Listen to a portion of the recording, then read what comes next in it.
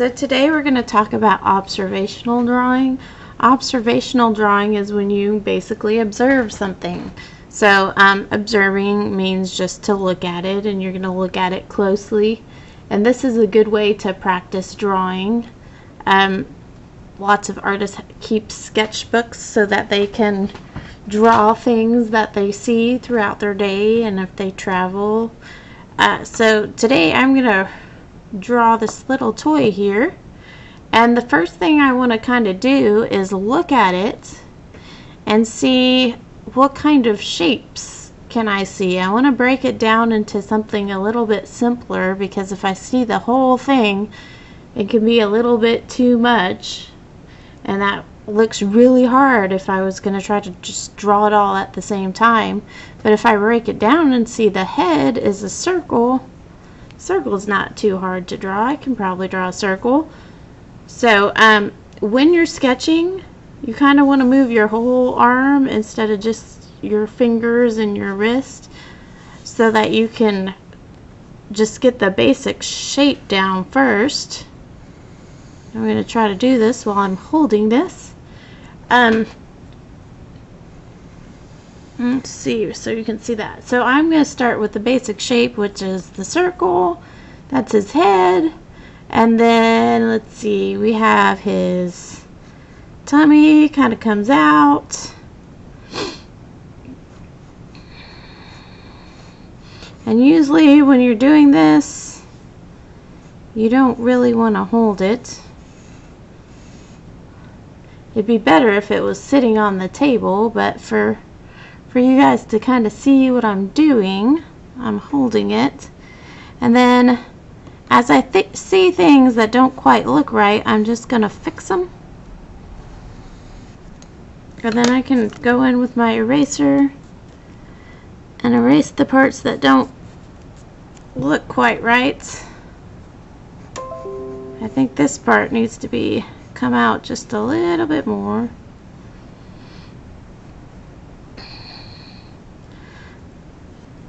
And then his shoulders kind of right here. And it comes out. I'm seeing this line's kind of going diagonal. He's got his little paw here. I'm not really worried about details right now. I'm worried more about getting the basic shape and the proportions right. Making sure that it looks correct. And you just kind of line things up. Like, let's see. This kind of lines up with his arm. It's not quite reaching where his hand is. So if I do this, yeah, that's about where his wing should stop, right about there. And then he has this little belly. And then on top of his head he has these little horns, and those are pretty much triangles. This one, from the angle I'm seeing it, let's see, when I look at it I can see that it's going past this circle that's his head. So I'm going to make it go past that circle. So it's kind of up here, and then I just see a little bit of this other one.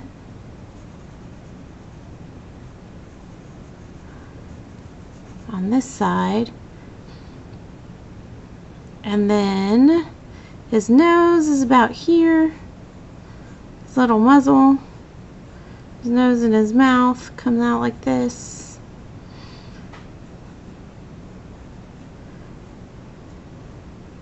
And then we have his eye over here. His eye is kind of a football shape. And I'm looking and I'm seeing like this corner of his eye almost lines up with that horn. So I know that's in the right spot. This eye is way past his horn.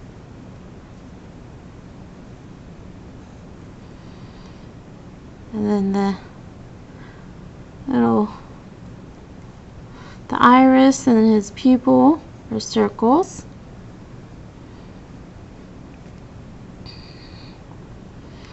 He's got the little nostrils for his nose. Those are almost kind of triangle shapes too.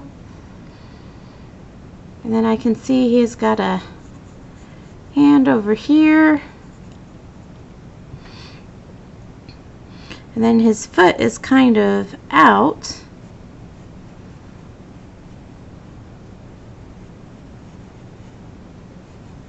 So I'm just going to draw his foot right there. This is his back leg. It's kind of rounded.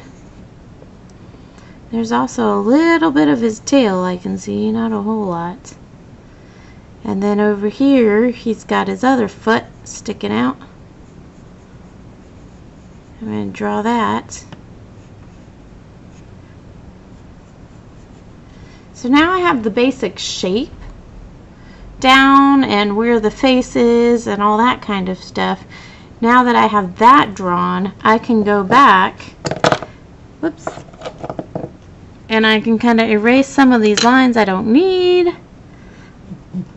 That way I can add some more details. I could add color if I wanted to.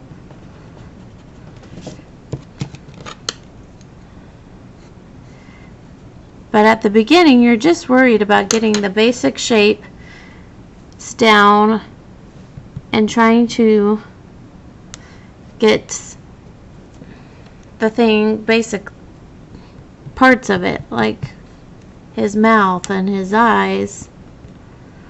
I don't really need to worry about his scales or any of the textures on him right now, because that's something I can always add later.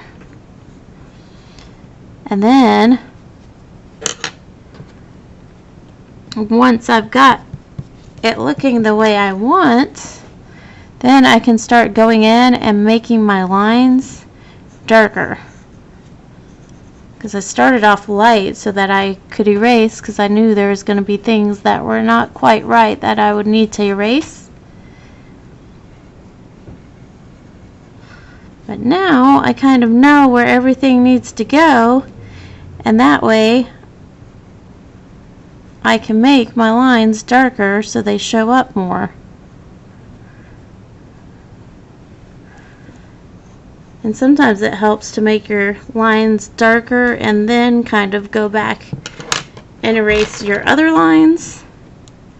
That way you don't accidentally lose where they were supposed to go.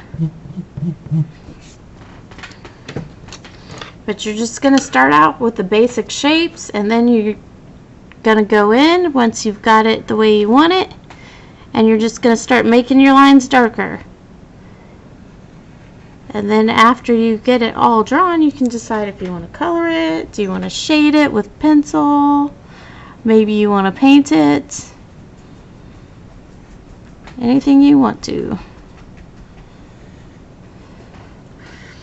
And this is just a good way to practice your drawing skills. The more you do it, the better you're going to get at it.